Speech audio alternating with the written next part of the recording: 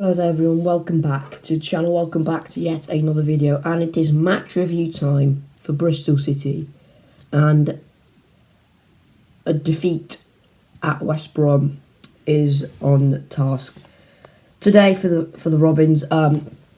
Yeah, as I'm gonna say this now, West Brom way too good for us, just like against Bournemouth.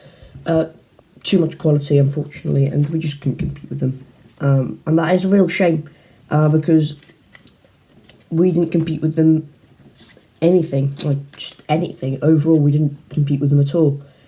Hard work, grit, determination. I've just been saying to myself, we can compete with them, any of those three things, which is really, really disappointing because we know, I think Pearson knows, the players in that dressing room know we do not have the quality to compete with a Year 1 parachute team, but we should have the experience, we should have the hunger, and we should have the desire, we should have the hard-working mentality within us to try and compete with them on the other things. Just didn't do that, unfortunately. Look at what Swansea did. They stuck to their game plan. They kept going, even though West Brom scored in the first minute. They kept going. They won the game. None of that from us. First goal for West Brom came on the 7th minute. It was a ball through to Dano Furlong. I thought it was Jason Malumbi playing it through. I think it was Jason Malumbi playing it through to Dano Furlong down the right-hand side. This is another thing with Jada Silvino. He doesn't really track runners. He's very, very compact. He's very, very tight with Atkinson, which is not what he needs to do. He needs to be with Dano Furlong because Matt Phillips is central, and Karlan Grant is with Matt. The three up top for West Brom are really central at this point. Hugill's on the left, which is not obviously Jada Silva's side. Hugill's with Tanner, Phillips and Grant are central with Callas and Atkinson and Baker. De Silva's just, I think he kind of magnets towards the ball. He just kind of goes towards the ball. It's not what we need. Excellent ball through from Malumbi. I think Furlong gets him down the right hand side. We all just stop. I don't know why we do that. Hugill is completely free at the back post. I know what Thomas Callas or Atkinson, whoever it is at the back post, doing. Sorry about that. Don't know what they're doing.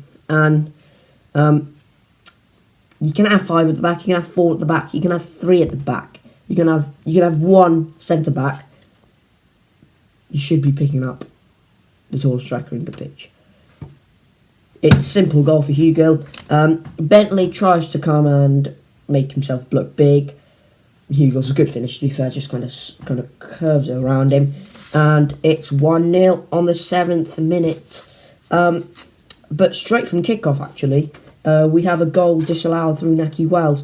It's good play from Andy Vyman, who picked up the ball and just quickly puts it through. But unfortunately, Nahki Wells is offside. I've not seen a second replay of it. I'll check that out later. But Nahki Wells disallowed for offside. It's a good finish because Sam Johnson makes himself look big. Just whips into the far corner. Good finish from Nahki, but unfortunately, it's still 1-0 to West Brom. Robert Snodgrass then hits the bar. He picks up the ball on the edge of the box after some good play from Matt Phillips on the left-hand side. Gives it to Snodgrass. He's good. He's got a good left foot, hasn't he? Robert Snodgrass, such a classy player. Bends it, whips it right in the far corner, hits the bar. Bentley's beaten there. It's really, really unlucky from a West Brom perspective, but I'm sure they wouldn't care. They won this game 3-0. And then another chance for Jordan Hugill. This time, it's an absolutely horrific back pass by George Tanner, who runs from the West Brom half, runs into his own half. Tries to give it back to Bentley. I don't know what he's doing. Just chuck out the pitch, mate. Just try and get danger away. No, keeps going 1-1. And then he sends Hugill 1-on-1 with Bentley. It's really poor from Jordan Hugill. Bends it wide of Bentley's post. Massive let off at that point. I know maybe then we thought, right, okay, we've had 2 bits of luck. Snodgrass hit the post. Hugill missing 1-on-1. Now can we capitalise on those lucks, on those bits of luck, and try and get a goal in this one? Nope, absolutely not. It's a Darnell Furlong long throw in, shot corner. It's sent into the box. We know that Darnell Furlong's long throw ins are extremely effective. It's a long throw in. Bartley jumps highest, and at this point, Danny Simpson is on. I'm sure we'll talk about him later. I don't know what Danny Simpson's doing as well. But Bartley jumps really high. Simpson. I mean, can I blame Simpson for this? Maybe not, but because he's not as tall as Bartley, or he doesn't have the jump as Bartley. But it's just too easy for him. Heads into the net. Bentley is kind of in no man's land. He's trying to get the ball, but he's not necessarily on his line. He's kind of in the middle of nowhere.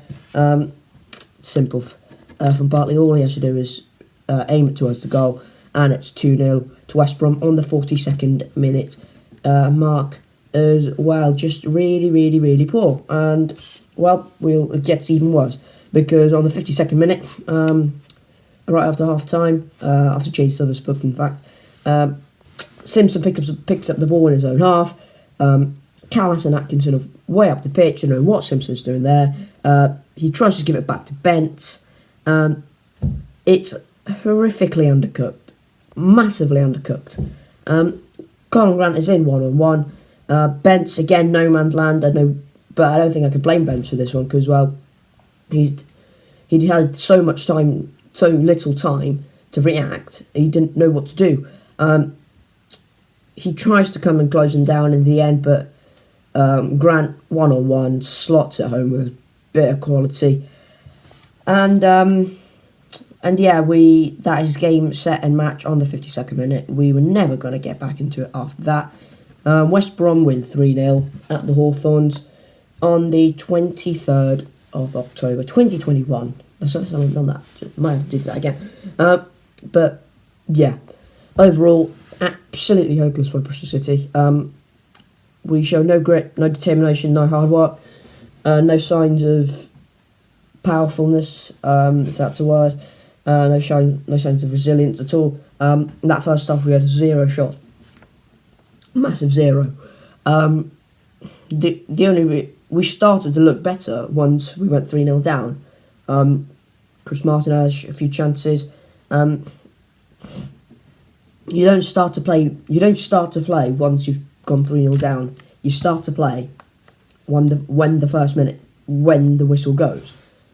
You start to play then. You don't start to play when you're 3-0 down in the 52nd minute. That is unfortunately not how it goes in the Championship, and West Brom, with that immense amount of quality, have ruined us pretty much. Credit to them, they were fantastic. Their 3 up top, Phillips, Grant and Hugill, were fantastic. I really don't like Jordan Hugill because, well, he scored against us again. He scored 2 against us for Norwich, didn't he? I really don't like Jordan Hugill. You can just fuck off. But credit to West Brom again. They were a quality side. I'm sure they're going to do really well this season. But from a Bristol City perspective, appalling. Genuinely, just really bad. And we looked like we were never going to score. We never looked capable, if that's the right word. Never looked capable, and never looked like we were going to try and get a goal. Ultimately, the aim of football is to try and score goals and try and win games. We never did that. We were utterly pathetic up front.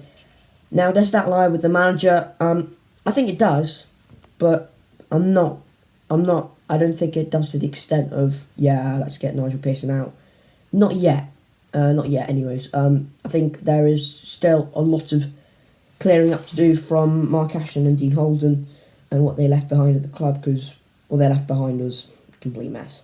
And Pearson's going to have to pick up that mess, chuck it away, clear out the dead wood, clear out the staff who are not needed. We've let go of Paul Simpson.